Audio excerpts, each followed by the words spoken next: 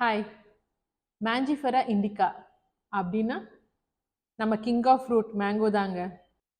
மா, பலா, வாழை. அதில் மா பார்த்தீங்கன்னா முதல் இடத்துல இருக்கு. ஏன்? ஏன்னா மாம்பழத்தில் வந்து அதிக நியூட்ரன் கண்டென்ட் இருக்கு. எஸ்பெஷலி விட்டமின் சி வந்து அதிகபட்சமாக இந்த ஃப்ரூட்டில் இருக்கு. நம்ம இம்யூன் பூஸ்ட் பண்ணுறதுக்கு விட்டமின் சி ரொம்ப முக்கியமானது. அடுத்தது பார்த்தீங்கன்னா ஆன்டி ஆக்சிடென்ட்.